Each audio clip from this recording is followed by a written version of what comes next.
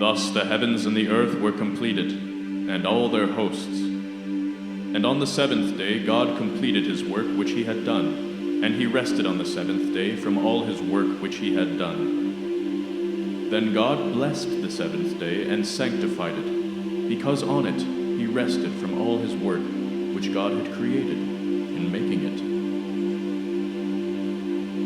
These are the generations of the heavens and the earth when they were created, in the day that God made earth and heaven. Now no shrub of the field was yet in the earth, and no plant of the field had yet grown, for God had not caused it to rain upon the earth, and there was no man to cultivate the ground. But a stream would rise from the earth, and water the whole surface of the ground. Then God formed man of dust from the ground, and breathed into his nostrils the breath of life. And so the man became a living being.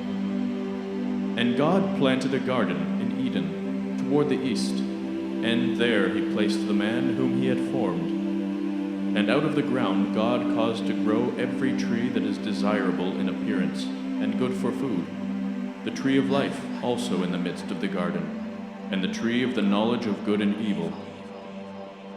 Now a river went out of Eden to water the garden, and from there it divided and became 4 rivers. The name of the first is Pishon. It is the one that went around the whole land of Havilah, where there is gold. Now the gold of that land is good, the bdellium and the onyx stone are there. And the name of the second river is Gihon. It is the one that went around the whole land of Cush. And the name of the third river is Tigris. It is the one that went east of Ashur. And the fourth river is the Euphrates. Then God took the man and set him in the Garden of Eden, to cultivate it and keep it. And God commanded the man, saying, From any tree of the garden you may surely eat, but of the tree of the knowledge of good and evil you shall not eat from it. For in the day that you eat from it, you will surely die. Then God said, It is not good for the man to be alone. I will make him a helper suitable for him. And out of the ground God had formed every beast of the field and every bird of the sky, and he brought each to the man, to see what he would call it. And whatever the man called a living creature, that was its name. And the man gave names to all the cattle and to the birds of the sky and to every beast of the field. But for Adam there was not found a helper suitable for him. So God caused a deep sleep to fall upon the man, and he slept. Then he took one of his ribs and closed up the flesh at that place. And God fashioned the rib, which he had taken from the man, into a woman, and he brought her to the man. Then the man said, This one, finally, is bone of my bones, and flesh of my flesh. This one shall be called woman, because this one was taken out of man. Therefore a man shall leave his father and his mother, and cleave to his wife, and they shall become one flesh. And the man and his wife were both naked, and were not ashamed. Now the serpent was more crafty than any beast of the field which God had made. And he said to the woman, Indeed, as God said, you shall not eat from any tree of the garden. And the woman said to the serpent, From the fruit of the trees of the garden we may eat. But from the fruit of the tree which is in the midst of the garden, God said, You shall not eat from it, and you shall not touch it, lest you die. And the serpent said to the woman, You surely will not die.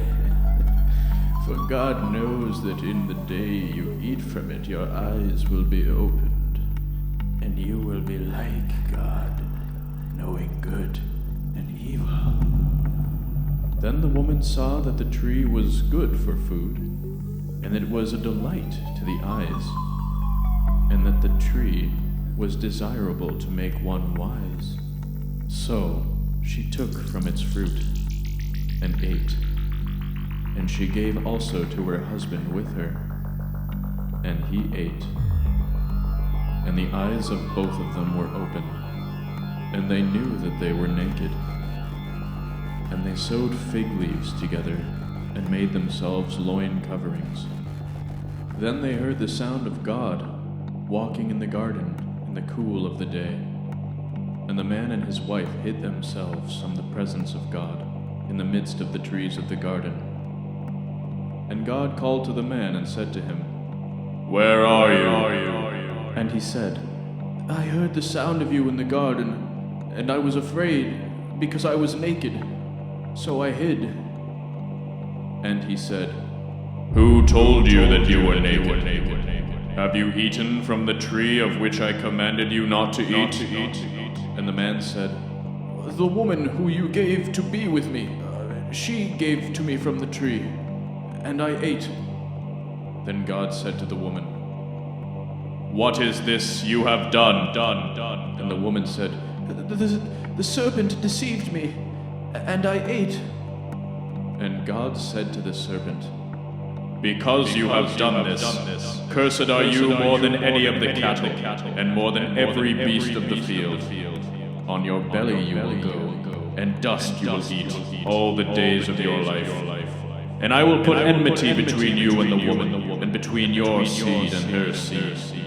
He shall bruise you on the head, and you shall bruise him on the heel." To the woman he said, "I will greatly multiply your pain and conception. In pain you will bear children. Your desire will be for your husband, and he will rule over you."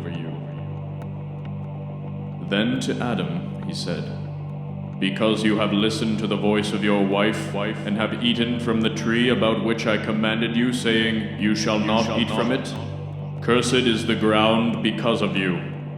In pain you will eat of it all the days of your life. Both thorns and thistles it shall grow for you, and you will eat the plants of the field. By the sweat of your face you will eat bread till you return to the ground, because from it you were taken. For you are dust, and to dust you shall return."